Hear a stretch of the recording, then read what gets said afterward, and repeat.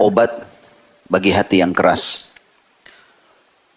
Yang pertama sekali adalah membaca Al-Quran. Tentu dengan tadabbur.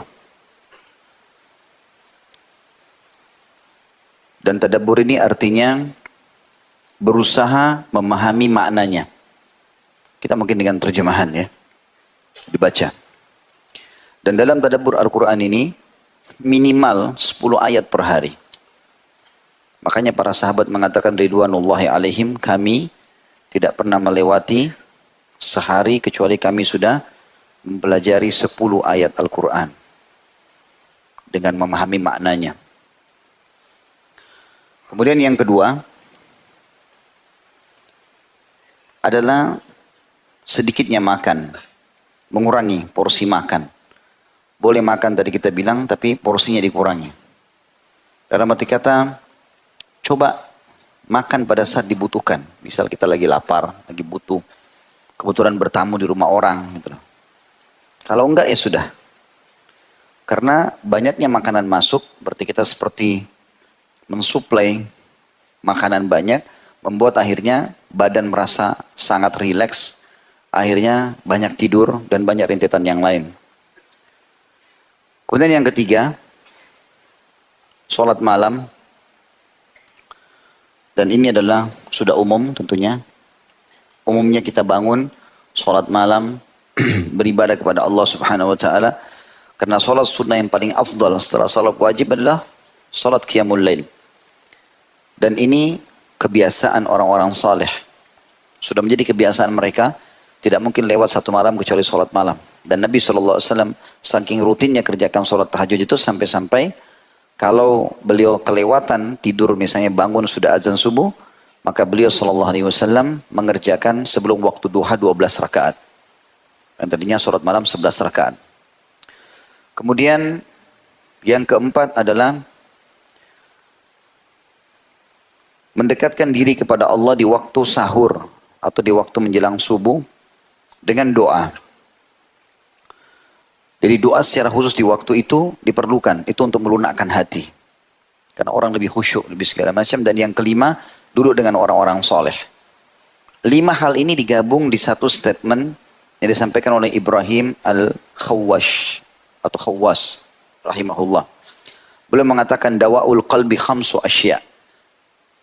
Obat hati yang keras ada 5. Qiraatul Quran bit tadabbur.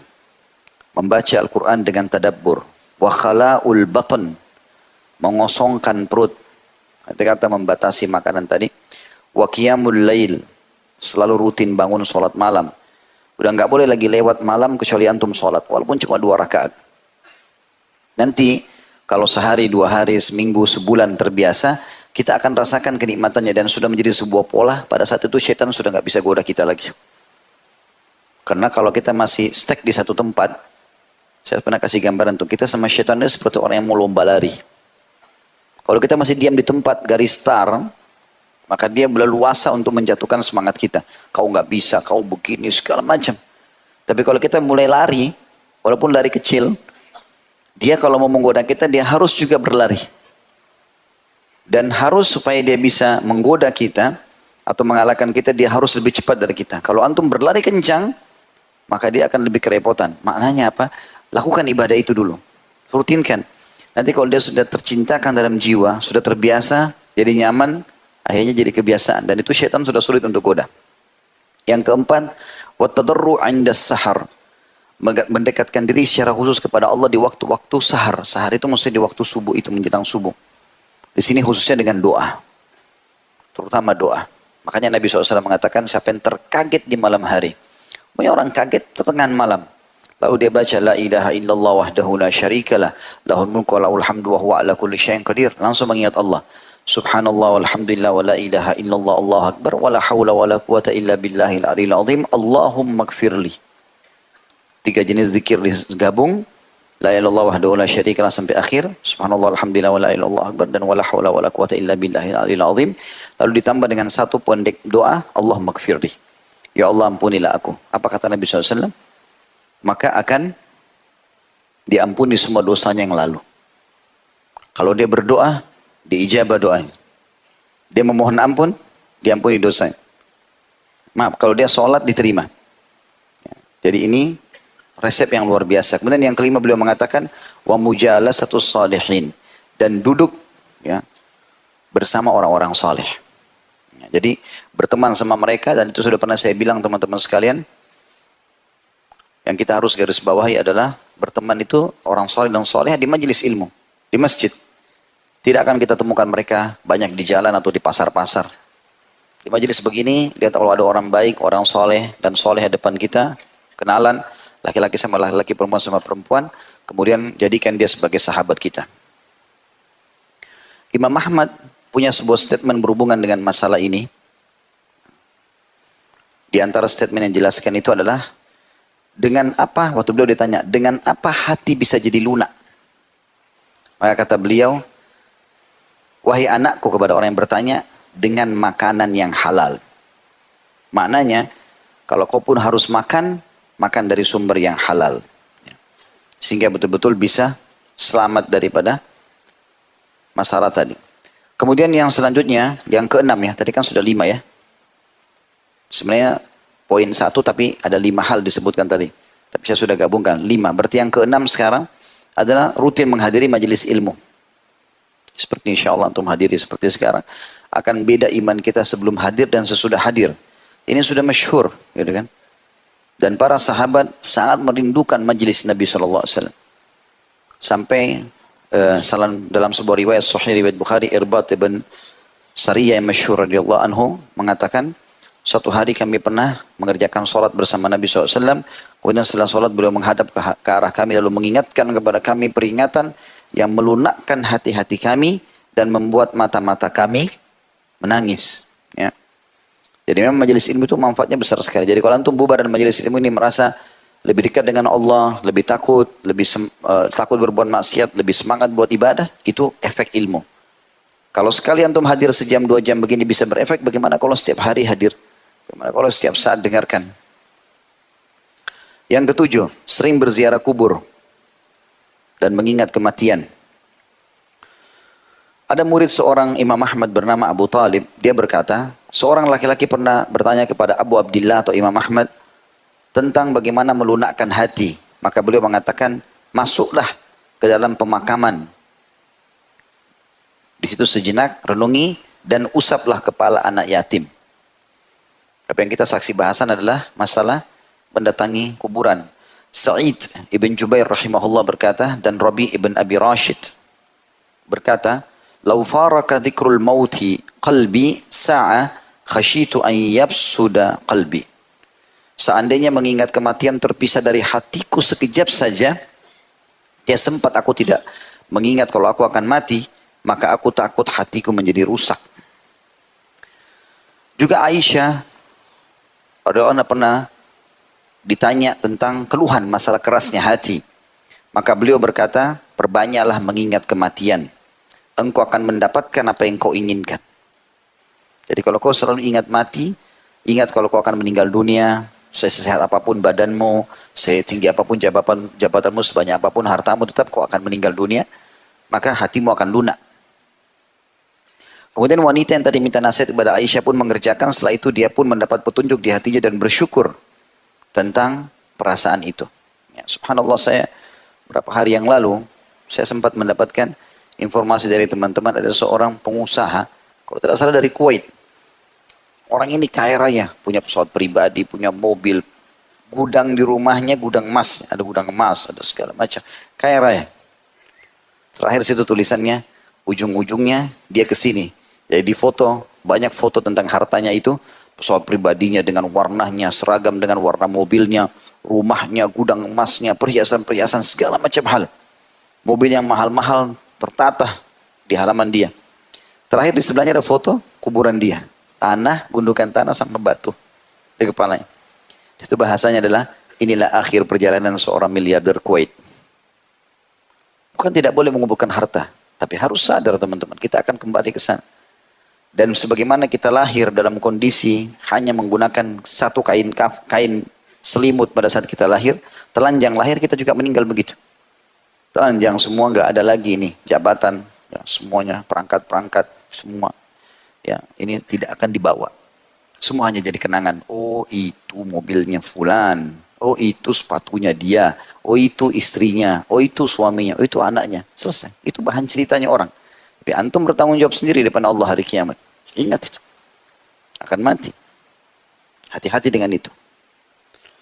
Kemudian yang selanjutnya adalah berbuat baik dengan semua orang miskin. Orang yang susah. Yang keberapa? Yang kedelapan. Berbuat baik. Jadi selalu melihat orang yang lebih susah dari kita, teman-teman. Banyak kan orang subhanallah hatinya keras karena dia sengaja cari tempat yang eksklusif. Dia tidak pernah mau berbaur sama orang. Keluar tidak pernah mau lihat keadaan. Jalan lihat. Di Jakarta ini banyak sekali pelajaran bisa kita ambil. Rumah-rumah orang berdempetan. Kecil-kecil gang. Saya berapa kali masuk subhanallah pulang taklim naik motor. Renungi saya tadabbur jalan. Saya sambil merenung lihat bagaimana mereka ya kondisinya rumahnya. Mungkin kadang-kadang ada yang cuma 1,5 meter kali 1,5 meter duduk anaknya suaminya di situ jual cuma apa namanya saset-sasetan minuman sedikit hidup. Subhanallah. Itu dengan melihat itu kita jadi bersyukur kalau Allah kasih kita rumah lebih besar. Ada orang yang jalan kaki, ada orang yang dorong gerobak. Ada orang subhanallah pernah dorong gerobak saya temukan di daerah Pancoran. Gak ada sendalnya. Diambil bekas botol minuman, botol air mineral, itu digepengin sama dia.